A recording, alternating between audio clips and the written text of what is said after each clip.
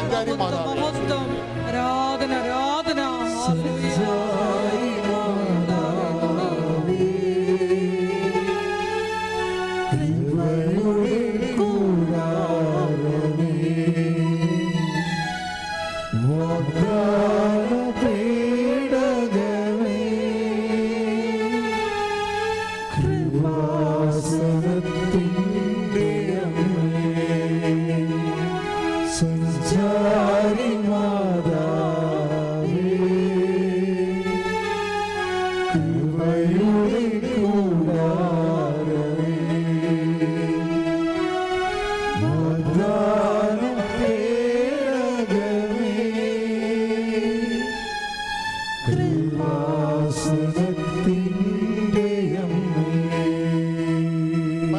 പരമദിവ്യകാരുണ്യത്തിന് ആരാധനയും സ്തുതിയും പുകഴ്ചയും ഉണ്ടായിരിക്കട്ടെ. പരിശുദ്ധ പരമദിവ്യകാരുണ്യത്തിന് ആരാധനയും സ്തുതിയും പുകഴ്ചയും ഉണ്ടായിരിക്കട്ടെ. അപ്പൊ എല്ലാ ഈ ഉടമ്പടി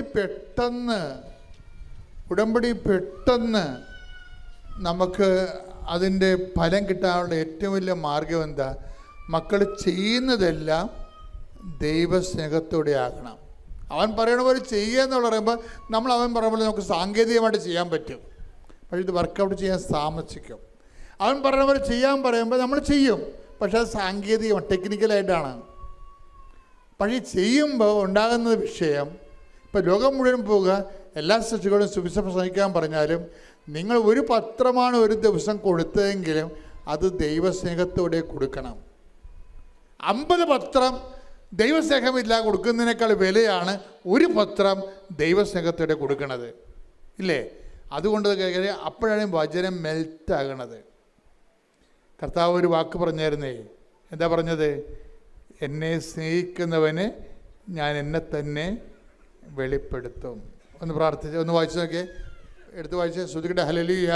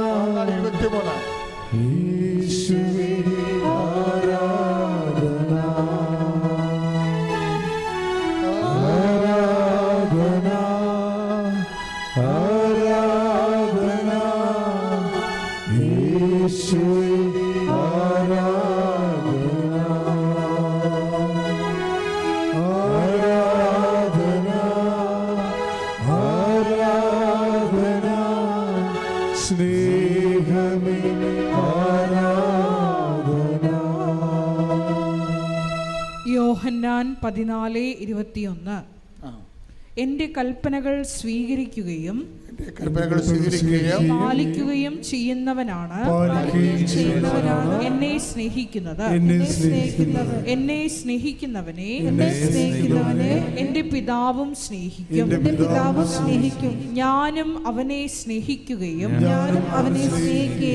എന്നെ അവന് വെളിപ്പെടുത്തുകയും ചെയ്യും. അപ്പൊ ഇതാണ് വിഷയം. എല്ലാ വെളിപാടുകളും എന്നെ എന്ന് പറഞ്ഞാൽ എന്താണ് എന്ന് പറഞ്ഞ എന്നെ എന്ന് ഏറ്റവും പറഞ്ഞ എന്നെ സ്നേഹിക്കുന്നവന് ഞാൻ സ്നേഹിക്കുകയും എന്നെ അവന് വെളിപ്പെടുത്തുകയും ചെയ്യും. അപ്പൊ ഇതിനൊരു ഭയങ്കര ടെക്നിക്കുണ്ട്. കാര്യം ആരെ വെളിപ്പെടുത്തും? നമ്മൾ ദൈവത്തെ സ്നേഹിക്കുമ്പോൾ ആരെയാണ് നമുക്ക് വെളിപ്പെട്ട് കിട്ടണത്? ഈശോനെ നമുക്ക് വെളിപ്പെട്ട് കിട്ടുകയാണ്. ഈശോ എന്ന് പറയുന്നത് ആരാണ്? സകല വാഗ്ദാനങ്ങളും ക്രിസ്തുവിൽ അതേ എന്ന് തന്നെയാണ്, അല്ലേ?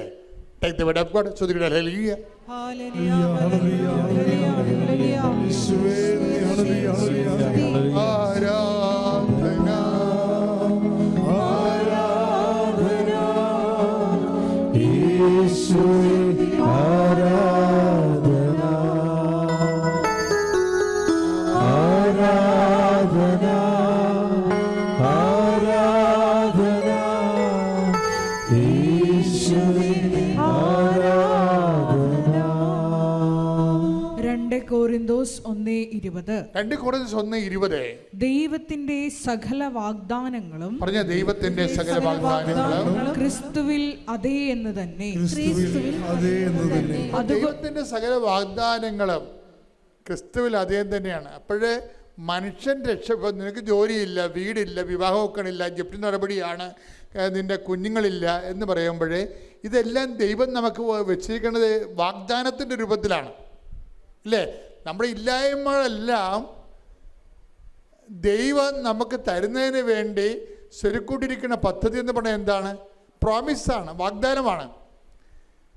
എന്നെ സ്നേഹിക്കുന്നവനെ എന്നെ തന്നെ വെളിപ്പെടുത്തുമെന്ന് പറയുമ്പോൾ നമ്മൾ ഈശോനെ ഉടമ്പടി ജീവിച്ചുകൊണ്ട് ഈശോനെ സ്നേഹിച്ച് കഴിയുമ്പോൾ എന്ത് പറ്റും? സകല വാഗ്ദാനങ്ങളും നമ്മുടെ ജീവിതത്തിൽ നമ്മൾ അനുഭവിച്ചിരിക്കുന്ന സങ്കീർണമായ പല പ്രശ്നങ്ങൾക്കും ഈശോയാണ് പരിഹാരമായതുകൊണ്ട് തന്നെ ആ ദൈവസ്നേഹത്താലാണ് നമ്മുടെ വിഷയങ്ങൾക്ക് പരിഹാരം കാണാൻ പോകുന്നത്. അതിന് മധ്യസ്ഥയാണ്, മാതൃകയാണ് പരിശുദ്ധ അമ്മ. ശ്രുതിക്കട്ടെ ഹല്ലേലൂയ. ഹല്ലേലൂയ ഹല്ലേലൂയ ഹല്ലേലൂയ ഹല്ലേലൂയ മഹത്വം മഹത്വം ഹല്ലേലൂയ ഹല്ലേലൂയ ഹല്ലേലൂയ ദൈവപിതാവേ നന്ദി, ദൈവപിതാവേ മഹത്വം, ദൈവപിതാവേ ആരാധന. ഹല്ലേലൂയ ഹല്ലേലൂയ ഹല്ലേലൂയ. ഇത്ര നല്ല ദൈവത്തോട് എന്തു ചെയ്തു നന്ദി ചൊല്ലിടും. എന്റെ കൊച്ചു ജീവിതത്തെ ഞാൻ നിന്റെ മുൻപിൽ കാഴ്ചയിടാം. ഇത്ര നല്ല ദൈവത്തോട് ഞാൻ എന്തു ചെയ്തു നന്ദി ചൊല്ലിടും. എന്റെ കൊച്ചു ജീവിതത്തെ ഞാൻ നിന്റെ മുൻപിൽ കാഴ്ചയിടാം. അച്ഛൻ നിങ്ങളോട് സംസാരിച്ചുകൊണ്ടിരിക്കുന്ന വിഷയം എന്താണ്? വചന ഉരുക്കം. വചനം ഉരുക്കണമെങ്കിൽ എന്ത് ചെയ്യണം? വചനത്തെ ഉരുക്കണമെങ്കിൽ ആ വചനത്തിലൂടെ വെളിപാട് നമുക്ക് ലഭിക്കണമെങ്കിൽ അതിലൂടെ നമുക്ക് ജീവിത പ്രശ്ന പരിഹാരം കാണണമെന്ന് എന്ത് ചെയ്യണം? ദൈവസ്നേഹം കൊണ്ടാണ് വചനത്തെ നമ്മൾ ഉരുക്കണത്. ഇത് നമ്മൾ ദൈവത്തെ സ്നേഹിക്കുന്നു യേശുസ്തോത്രം എന്ന് പറയണ അല്ല വിഷയം. നമ്മളെ സംബന്ധിച്ച് ഉടമ്പടി ചൊല്ലലല്ല, പിന്നെ എന്താണ്? ചെയ്യലാണ്. ഇപ്പം നിങ്ങൾ ഇന്ന് വീട്ടിൽ താമസിച്ചാണ് എത്തണത് ചോദിക്കുക. ഇപ്പം ഇതിൻ്റെ തന്നെ എത്ര പേര് കഞ്ഞി കുടിച്ചിട്ടുണ്ടെന്ന് എനിക്കറിയത്തില്ല. ചിലപ്പോൾ കഞ്ഞി കുടിക്കാൻ ഇവിടെ വന്ന് കുതിരിപ്പുണ്ടാവും.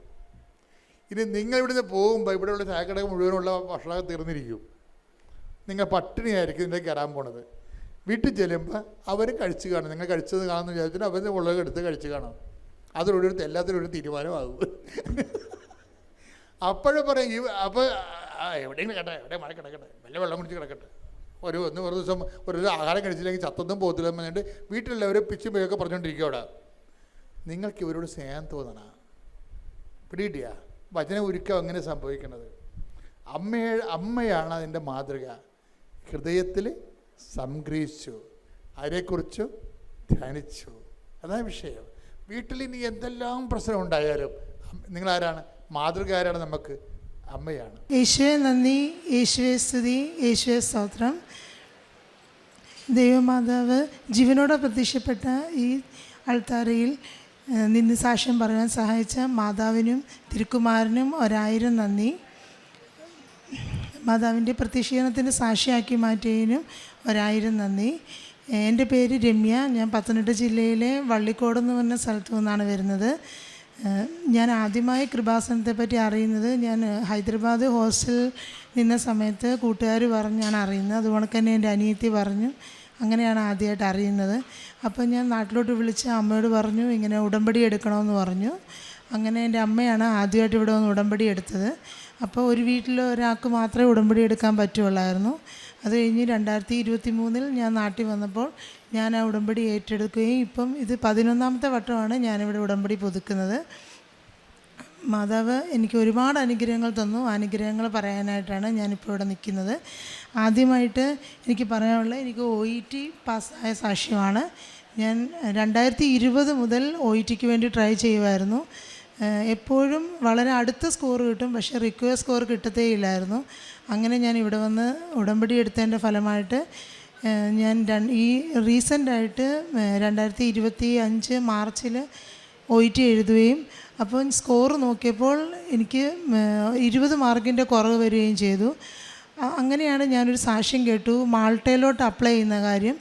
അങ്ങനെ 3 മാസങ്ങൾക്ക് ശേഷം എന്നാൽ മാൾട്ടയിലോട്ട് കൊടുക്കാമെന്നോർത്ത് ഞാൻ സ്കോർ കാർഡ് ഡൗൺലോഡ് ചെയ്തപ്പോൾ എനിക്ക് അയർലൻഡിന് പോകാനുള്ള സ്കോർ ഉണ്ടെന്ന് ഞാൻ 3 മാസങ്ങൾക്ക് ശേഷമാണ് അറിഞ്ഞത്. ശരിക്കും വിശ്വസിക്കാനേ പറ്റിയില്ല. ഞാൻ ഒരിക്കലും പ്രതീക്ഷയില്ല എനിക്ക് ഇത്രയും മാർക്ക് കിട്ടുമെന്ന്. എല്ലാത്തിനും നല്ല മാർക്ക് ഉണ്ടായിരുന്നു. അങ്ങനെ മാതാവ് എനിക്ക് വലിയൊരു അനുഗ്രഹം ചെയ്തു. ഒരിക്കലും വിശ്വസിക്കാൻ പറ്റാതെ എനിക്ക് വിശ്വസിക്കാനേ പറ്റുന്നില്ലായിരുന്നു. അങ്ങനെ എനിക്ക് അയർലൻഡിൽ പോകണം എന്നുള്ള ഭയങ്കര വലിയ സ്വപ്നമായിരുന്നു. അങ്ങനെ ഞാൻ അയർലൻഡിൽ അപ്ലൈ ചെയ്തു. അപ്പം എല്ലാവരും പറഞ്ഞു അയർലൻഡിൽ ഇപ്പം ഒന്നും വേക്കൻസിയേ ഇല്ല. അപ്പോൾ ഞാൻ മാതാവിൻ്റെ അടുത്ത് മുട്ടുകുത്തി പ്രാർത്ഥിച്ചു, മാതാവ് എനിക്ക് നല്ലൊരു ഹോസ്പിറ്റലിൽ ജോലി തരണം. അങ്ങനെ മുട്ടിപ്പായിട്ട് പ്രാർത്ഥിച്ചതിൻ്റെ ഫലമായിട്ട് എനിക്കിപ്പോൾ അയർലൻഡിലെ അത്യാവശ്യം നല്ലൊരു ഹോസ്പിറ്റലിൽ തന്നെ നല്ല സാലറിയിൽ മാതാവ് ജോലി നൽകി അനുഗ്രഹിച്ചു. അതൊരിക്കലും എൻ്റെ കഴിവല്ല, not by merit but the grace of God ഞാൻ ഉറച്ചു വിശ്വസിക്കുന്നു. അതുപോലെ തന്നെ ഇൻ്റർവ്യൂവിൻ്റെ സമയത്താണെങ്കിലും എനിക്ക് ആദ്യമായിട്ട് ഞാൻ ഇൻ്റർവ്യൂ ഷെഡ്യൂൾ ചെയ്തപ്പം അത് അറ്റൻഡ് ചെയ്യാൻ പറ്റിയില്ല. 9 പേര് കൂടി ഇൻ്റർവ്യൂ ആയിരുന്നു. അത് അറ്റൻഡ് ചെയ്യാൻ പറ്റിയില്ല നെറ്റിൻ്റെ ഇഷ്യൂ കാരണം. അത് കാരണം അവർ റീഷെഡ്യൂൾ ചെയ്തു തന്നു. അന്നേരം എൻ്റെ നാട്ടിലെ 6 മണി സമയമാണ് അവരെന്നോട് ആദ്യം പറഞ്ഞത്. അപ്പോൾ 5:30 ആയപ്പോൾ ഞാൻ ഓർത്തൊരു കൊന്ത ചൊല്ലാമെന്നോർത്ത് മുട്ടുമേ നിന്ന് കൊന്ത ചൊല്ലിയ സമയത്താണ് എന്നോട് ആരോ പറയുകയാണ് ഇപ്പം 5:30 ഇൻ്റർവ്യൂ എന്ന് പറയുകയാണ്. അപ്പം ഞാൻ ഓടിപ്പോയി നെറ്റ് ഓൺ ചെയ്തപ്പം കണക്റ്റ് ആവുന്നില്ല. അപ്പം സമയം നോക്കിയപ്പം ഐറിഷ് ടൈം കറക്റ്റ് സമയമായിരുന്നു 5:30. അങ്ങനെ ഞാൻ എന്ത് ചെയ്ത നെറ്റ് ഓപ്പൺ ചെയ്യുന്നില്ല. അങ്ങനെ എൻ്റെ മകൻ ഓടി വന്ന് ഉപ്പിട്ടപ്പം പെട്ടെന്ന് നെറ്റ് ഓൺ ആവുകയും എനിക്ക് ഇൻ്റർവ്യൂ അറ്റൻഡ് ചെയ്യാനും പറ്റി. അങ്ങനെ എനിക്ക് ആ ഹോസ്പിറ്റലിൽ കിട്ടുകയും ഈ മാതാവിൻ്റെ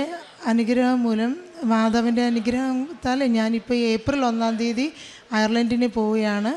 അവിടെ ചെന്നിട്ട് ഇനി ഒരു എക്സാം ഉണ്ട്. മാതാവ് അതിൽ എന്നെ വിജയിപ്പിക്കുമെന്ന് ഞാൻ ഉറച്ചു വിശ്വസിക്കുന്നു. എനിക്ക് ഇത്രയും അനുഗ്രഹം തന്ന മാതാവിന് 1000 നന്ദി. എൻ്റെ 2020 മുതലുള്ള ആഗ്രഹമായിരുന്നു യൂറോപ്യൻ കൺട്രി പോകണമെന്നുള്ളത്. അതാണ് മാതാവ്, സമയച്ചുരുക്കത്തിൻ്റെ മാതാവ് ഉടമ്പടി എടുത്തതിന് ശേഷം എനിക്ക് അത്ഭുതകരമായി സഹായിച്ചു തന്നു. 1000 നന്ദി മാതാവിനും തിരുക്കുമാരനും. എൻ്റെ രണ്ടാമത്തെ സാക്ഷ്യം, എനിക്ക് ഭയങ്കരമായ ഒരു സ്കിൻ ഡിസീസ് വന്നു. എൻ്റെ ദേഹം മുഴുവൻ ചൊറിഞ്ഞു പൊട്ടുകയും യൂണിഫോം പോലും ഇടാൻ വയ്യാത്തൊരവസ്ഥയായിരുന്നു. ഞാൻ ഒരുപാട് ഡോക്ടേഴ്സിനെ കണ്ടു. അപ്പോൾ എല്ലാവരും എനിക്ക് മരുന്ന് തരികയും ജസ്റ്റ് മരുന്ന് പുരട്ടുമ്പം കുറയും, പിന്നെ അതുപോണക്ക് തന്നെ വരും. അങ്ങനെ എനിക്ക് ഈ മരുന്നുകൾ കഴിച്ച് വയറിന് മൊത്തം ബുദ്ധിമുട്ടായി. അങ്ങനെ ഞാൻ ഭയങ്കര സങ്കടത്തിലായി. അങ്ങനെ ഞാൻ മരുന്ന് കഴിക്കുന്നത് പൂർണ്ണമായിട്ടും നിർത്തിയിട്ട് ഉടമ്പടി വസ്തുക്കൾ മാത്രം ഉപയോഗിച്ചു. ഉടമ്പടി ഉപ്പ് ഇട്ട് കുളിച്ചു. അതുകൊണ്ട് തന്നെ തൈലം ദേഹത്തെല്ലാം പുരട്ടും, തേൻ കഴിക്കും. 2 ആഴ്ചക്കുള്ളിൽ എൻ്റെ മൊത്തം സ്കിൻ ഡിസീസ് മാറി. ഇപ്പോൾ എനിക്ക് ശരീരത്തൊരു പാടുപോലും ഇല്ല. അങ്ങനെ എൻ്റെ പൂർണ്ണമായിട്ട് മാറിക്കിട്ടി. ഇതാണ് എൻ്റെ രണ്ടാമത്തെ സാക്ഷ്യം. പിന്നെ എൻ്റെ മൂന്നാമത്തെ സാക്ഷ്യം, ഞങ്ങൾക്ക് 3 മുറി കടയാണുള്ളത്. അപ്പം അവിടെ ഞങ്ങൾ ഒരു ചേച്ചിക്ക് വാടകയ്ക്ക് കൊടുത്തേക്കുമായിരുന്നു അതിൻ്റെ ഒരു മുറി. അപ്പോൾ ആ ചേച്ചി ഒരു ദിവസം എന്നോട് വന്ന് പറഞ്ഞു, ആ മോനാണെങ്കിൽ വെളിയിൽ പോകാനായിട്ട് പൈസ ഇല്ല. അന്നേരം എനിക്ക് ഭയങ്കര വിഷമം തോന്നിയിട്ട് ഞാൻ അമ്മയോടും ഒന്നും പറയാതെ ഞാൻ എൻ്റെ ഒരു വളയെടുത്ത് ആ ചേച്ചിക്ക് പണയം വെക്കാനായിട്ട് കൊടുത്തു. അപ്പോൾ ഒരാഴ്ചയ്ക്കുള്ളിൽ തിരിച്ചു തരാമെന്ന് പറഞ്ഞാണ് ആ ചേച്ചി എൻ്റെ കയ്യിൽ നിന്ന് മേടിച്ചത്. അത് കഴിഞ്ഞ് ആ ചേച്ചി ഒരു ദിവസം ഒന്നും പറയാതെ കട പൂട്ടി ചാവിയും ആയിട്ട് പോയി. എവിടെയാണെന്നൊന്നും അറിയത്തില്ല. അപ്പം ഞാൻ ഇവിടെ വന്ന് ഉടമ്പടി എടുത്തു. അമ്മേ മാതാവേ, ഞങ്ങളുടെ ചാവി കിട്ടണേ, അതുകൊണ്ട് തന്നെ എൻ്റെ വളയും തിരിച്ചു കിട്ടണേ എന്ന് ഞാൻ പ്രാർത്ഥിച്ചു. അങ്ങനെ മാതാവിനോട് പ്രാർത്ഥിച്ചതിൻ്റെ ഫലമായിട്ട് ഒരാഴ്ച കഴിഞ്ഞപ്പം ആ ചേച്ചിയുടെ മോള് വന്ന് ഞങ്ങളുടെ കടയുടെ ചാവിയും അതുകൊണ്ട് തന്നെ എൻ്റെ വളയും തിരിച്ചു കൊണ്ടെത്തുന്നു. ഭയങ്കര അത്ഭുതമായിരുന്നു. അവരെവിടെയാണെന്ന് പോലും ഞങ്ങൾക്ക് അറിയത്തില്ലായിരുന്നു. അങ്ങനെ മാതാവിൻ്റെ അനുഗ്രഹത്താൽ എനിക്ക് എൻ്റെ കടയുടെ ചാവിയും വളയും തിരിച്ചു കിട്ടി. അതാണ് എൻ്റെ മൂന്നാമത്തെ സാക്ഷ്യം. അതുകൊണ്ട് തന്നെ ആ പോയതിന് ശേഷം ഞങ്ങളുടെ കടമുറി ആരും വാടകയ്ക്ക് എടുക്കുന്നേയില്ലായിരുന്നു. അപ്പം ഞാൻ അത് ഉടമ്പടി വെച്ചായിരുന്നു. ഇപ്പം ഉടമ്പടി വെച്ചതിൻ്റെ ഫലമായി മാതാവിൻ്റെ അനുഗ്രഹത്താൽ ഞങ്ങളുടെ 3 മുറി ഇപ്പോൾ വാടകയ്ക്ക് കൊടുക്കാനും അവിടെ ഇപ്പം നല്ല രീതിയിലൊരു ട്യൂഷൻ സെൻറ്റർ പ്രവർത്തിക്കുവാണ്. അമ്മയ്ക്കും തിരുക്കുമാരനും 1000 നന്ദി. ഞങ്ങൾക്ക് ഇത്രയും അനുഗ്രഹങ്ങൾ തന്ന ദൈവകുമാരനും മാതാവിനും 1000 നന്ദി. കാരുണ്യ പ്രവൃത്തികൾ ഞാൻ എപ്പോൾ ഇവിടെ വന്നാലും എല്ലാ മാസവും വരാൻ പറ്റത്തില്ലെങ്കിലും മാക്സിമം എല്ലാ മാസവും വരാൻ ശ്രമിക്കാറുണ്ട്. അപ്പം 3 കെട്ട് അല്ലെ 4 കെട്ട് പത്രം വീതം മേടിച്ച് ഗവൺമെൻറ് ഹോസ്പിറ്റൽ, അനാഥാലയം, അങ്ങനെ എല്ലായിടത്തും കൊണ്ട് കൊടുക്കാറുണ്ട്. ചിലവർ സന്തോഷത്തോടെ സ്വീകരിക്കും, ചിലവർ വേണ്ടെന്ന് മുഖത്ത് നോക്കി തന്നെ പറയും. ഞങ്ങളെ ചില സ്ഥലത്തു നിന്നൊക്കെ ഇറക്കി വിട്ടിട്ടുണ്ട്. എന്നാലും അതൊന്നും ശ്രദ്ധിക്കാതെ ഞാൻ എല്ലാ മാസം തന്നെ മേടിച്ചു കൊടുക്കാൻ ശ്രമിക്കാറുണ്ട്. പിന്നെ ഞങ്ങളുടെ വീടിനടുത്തൊരു അനാഥാലയമുണ്ട്. അവിടെ എന്ത് വിശേഷ അവസരങ്ങളും എല്ലാം ഞങ്ങൾ അവിടെ പോവുകയും അവർക്ക് അവിടെ പൈസ കൊടുക്കുകയും ചെയ്യും. അതുപോലെ തന്നെ മാനസിക വിഭ്രാന്തിയുള്ളവരുടെ ഒരു അനാഥാലയമുണ്ട്. അവിടെ എല്ലാ മാസവും ഞങ്ങൾ പൊതിച്ചോറ് കൊടുക്കുന്നുണ്ട്. പിന്നെ ഞാനൊരു യാക്കോബായ വിശ്വാസിയാണ്. അപ്പം ഞങ്ങളുടെ ഒരു അച്ഛനാണെങ്കിൽ വീട് വിൽക്കുന്നില്ല എന്ന് പറഞ്ഞ് ഭയങ്കര സങ്കടത്തിലായിരുന്നു. അച്ഛൻ്റെ വീടും കുറേ സ്ഥലവും. അപ്പോൾ എൻ്റെ അമ്മയാണെങ്കിൽ അച്ഛന് ഉപ്പ് കൊടുക്കുകയും അച്ഛനത് ആ വീട്ടിൽ കൊണ്ടിട്ടതിൻ്റെ ഫലമായി മാതാവിൻ്റെ അനുഗ്രഹത്താൽ അച്ഛൻ്റെ വീടും സ്ഥലവും 2 ആഴ്ചയ്ക്കുള്ളിൽ തന്നെ വേറെ ആൾക്കാർ വന്ന് മേടിച്ച് അത് രജിസ്ട്രേഷൻ നടക്കുകയും ചെയ്തു. മാതാവിൻ്റെ അനുഗ്രഹത്താൽ അങ്ങനെ ഒരുപാട് അനുഗ്രഹം കിട്ടിയിട്ടുണ്ട്. എൻ്റെ മോനാണെങ്കിലും ഞാൻ അവനെ ഒരു വലിയ സ്കൂളിൽ കുറേ നല്ല ഡൊണേഷൻ കൊടുത്ത് ചേർത്തായിരുന്നു. അത് കഴിഞ്ഞപ്പോഴാണ് കേന്ദ്രീയ വിദ്യാലയത്തിൽ അഡ്മിഷൻ ഇങ്ങനെ ഉണ്ടെന്നറിഞ്ഞ് അങ്ങനെ വെറുതെ അപ്ലൈ ചെയ്തപ്പോൾ തന്നെ ഞങ്ങളൊരു ഗവൺമെൻറ് എംപ്ലോയിയും അല്ല, എന്നിരുന്നിട്ട് തന്നെ ജനറൽ കാറ്റഗറിയിൽ എൻ്റെ മകൻ അവിടെ അഡ്മിഷൻ റെഡി ആവുകയും അതിനൊപ്പം തന്നെ ഞാൻ പ്രൈവറ്റ് സ്കൂളിൽ കൊടുത്ത മുഴുവൻ ഫീസും എനിക്കവർ തിരിച്ചു തരികയും ചെയ്തു. അവരങ്ങനെ ആർക്കും കൊടുത്ത ഫീസ് തിരിച്ചു തരുന്നതല്ല, അവരെനിക്ക് ഡൊണേഷൻ ഉൾപ്പെടെ മൊത്തം ഫീസ് തിരിച്ചു തരികയും ഇപ്പോൾ കേന്ദ്രീയ വിദ്യാലയത്തിൽ വളരെ ചെറിയ ഫീസിലാണ് എൻ്റെ മകൻ പഠിക്കുന്നത്. അങ്ങനെ ഈ ഒരു ഉടമ്പടി എടുത്തതിന് ശേഷം മാതാവ് എനിക്ക് തന്ന അനുഗ്രഹങ്ങൾ ഒരുപാട് വലുതാണ്. എന്ത് പ്രശ്നമുണ്ടെങ്കിലും മാതാവ് നോക്കിക്കോളും എന്നൊരു വിശ്വാസമാണ്. ഇപ്പം ഹോസ്പിറ്റലിലാണെങ്കിലും എന്തെങ്കിലും പ്രശ്നം ഉണ്ടായെങ്കിൽ തന്നെ അത് മാതാവിനോട് ജസ്റ്റ് പ്രാർത്ഥിക്കുന്നതിന് മുമ്പ് തന്നെ അത് എല്ലാ പ്രശ്നങ്ങളും മാറ്റി മാതാവ് നല്ല രീതിയിൽ അനുഗ്രഹിക്കും. നല്ല രീതിയിൽ പേഷ്യൻറ്റിനോട് സ്നേഹത്തോട് പെരുമാറാനും എല്ലാവരോടും സ്നേഹത്തോട് പെരുമാറാനും എല്ലാം മാതാവ് എപ്പോഴും സഹായിക്കും. ഇത്രയും അനുഗ്രഹങ്ങൾ തന്ന ദൈവകുമാരനും മാതാവിനും 1000 നന്ദി. ഇനിയുള്ള ജീവിതത്തിലും ഉടമ്പടിയിൽ തന്നെ മുൻപോട്ട് പോകണമെന്നാണ് എൻ്റെ ആഗ്രഹം. ഞാൻ ഈ ഏപ്രിൽ 1 അയർലൻഡിന് പോവുകയാണ്. ഇനിയുള്ള അവിടെ ചെന്നുള്ള എക്സാമിലും ഇനിയുള്ള ജീവിതത്തിലും എല്ലാം മാതാവിൻ്റെ അനുഗ്രഹം കൂടെ ഉണ്ടാവും. നിങ്ങളെല്ലാവരും എനിക്ക് വേണ്ടി പ്രാർത്ഥിക്കണമെന്നും അപേക്ഷിക്കുന്നു. നന്ദി, 1000 നന്ദി. ഞങ്ങൾക്ക് ഇത്രയും പറഞ്ഞാൽ തീരാത്തത്ര അനുഗ്രഹങ്ങൾ തന്ന അമ്മ മാതാവിന് ഈശോയ്ക്കും കോടാനുകോടി നന്ദി പറയുന്നു. യേശുവേ നന്ദി, യേശുവേ സ്തുതി. ഞാൻ വരുന്നത് പരിശുദ്ധമ്മയ്ക്കും നന്ദി സ്തുതിയും പറഞ്ഞുകൊണ്ട് ഞാൻ എൻ്റെ സാക്ഷ്യം തുടങ്ങുകയാണ്. എൻ്റെ പേര് ബിന്ദു. ഞാൻ വരുന്നത് കൊല്ലത്ത് നിന്നാണ്. ഞാൻ ഇവിടെ വരാനുണ്ടായ സാഹചര്യം, എൻ്റെ ചേച്ചി ഒരു പത്രം കൊണ്ടുവരികയും ഞാനത് വായിക്കുകയും ചെയ്തു. ഞാൻ വായിക്കുകയും ചെയ്തു. പക്ഷേ അത് ഞാൻ വായിച്ചു, നല്ലപോലെ വായിക്കുകയും ചെയ്തു. ചേച്ചി അത് കേട്ട് ഇവിടെ വന്ന് ഉടമ്പടി എടുക്കാമെന്നുള്ള ആഗ്രഹത്തോട് വരികയും ഞാനുമായിട്ട് ഇവിടെ വരികയും ചെയ്തു. പക്ഷേ ചേച്ചി ഉടമ്പടി എടുക്കാൻ പോകാനായിട്ട് വന്നത് ഒരുങ്ങിയായിരുന്നു ഞാൻ. പക്ഷേ അതിനുള്ള തയ്യാറെടുപ്പോടല്ല വന്നത്.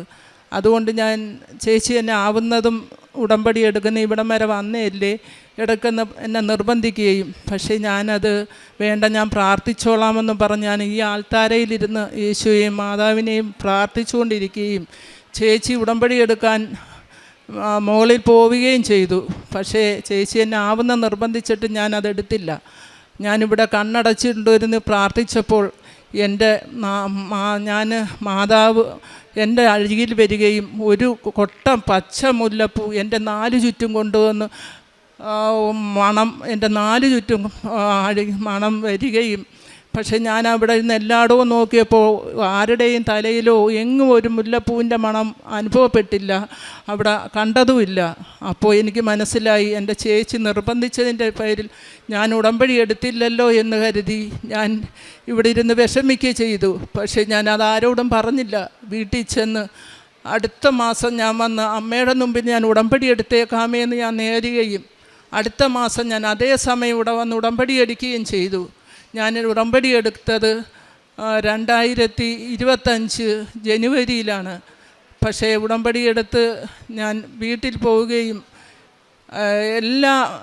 എല്ലാ പ്രാർത്ഥനകളും പ്രാർത്ഥിക്കുകയും എല്ലാം ചെയ്യുകയും ചെയ്തുകൊണ്ടിരുന്നു. പക്ഷേ അന്ന് വന്ന് ചേച്ചി നിർബന്ധിച്ചപ്പോൾ എനിക്ക് ഉടമ്പടി എടുക്കാൻ സാധിക്കാത്തതിന് എനിക്ക് ഭയങ്കര വിഷമമായി. അത് ഞാൻ ചേച്ചിയോടും വീട്ടിലെല്ലാവരോടും പറയുകയും ചെയ്തു. പിന്നെ എനിക്ക് 20 വർഷം കൊണ്ടുള്ള എൻ്റെ വെരിക്കോസ് രോഗമായിരുന്നു. അത് ഞാൻ പല ആശുപത്രികളിൽ കാണിക്കുകയും ആയുർവേദത്തിൽ കാണിക്കുകയും എല്ലാം ചെയ്തിട്ടും എൻ്റെ വെരിക്കോസിൻ്റെ ശരീരം മൊത്തം വേദനയും വെരിക്കോസിൻ്റെ ഓരോ നരമ്പുകൾക്ക് വേദനയുമായിരുന്നു. അതൊരിക്കലും വിട്ടുമാറുന്നില്ല. അവസാനം ഡോക്ടർ പറഞ്ഞ് അത് ഓപ്പറേഷൻ ചെയ്തേ മാറ്റാൻ പറ്റത്തുള്ളൂ എന്ന് പറഞ്ഞു. ഓപ്പറേഷൻ ചെയ്യാൻ എനിക്ക് പേടിയായതുകൊണ്ട് ഞാൻ അമ്മയോട് ഞാൻ പ്രാർത്ഥിച്ചു. എൻ്റെ വെരിക്കോസിൻ്റെ അസുഖവും എൻ്റെ ശരീരത്തിൻ്റെ വേദനയും എനിക്ക് മാറ്റിത്തരണേ എന്ന് ഞാൻ പ്രാർത്ഥിച്ചു. അമ്മയുടെ തൈലവും തേക്കുകയും ഉപ്പിട്ട് വെള്ളം കൊള്ളുകയും ദേഹത്ത് പിടിക്കുകയും ചെയ്തു. എൻ്റെ വെരിക്കോസിൻ്റെ അസുഖങ്ങൾ എൻ്റെ ശരീരത്തിൽ നിന്ന് നിശേഷം മാറുകയും എൻ്റെ ശരീരത്തിൽ ഇപ്പോൾ അങ്ങനെ ഒരു അസുഖമേ ഇല്ല.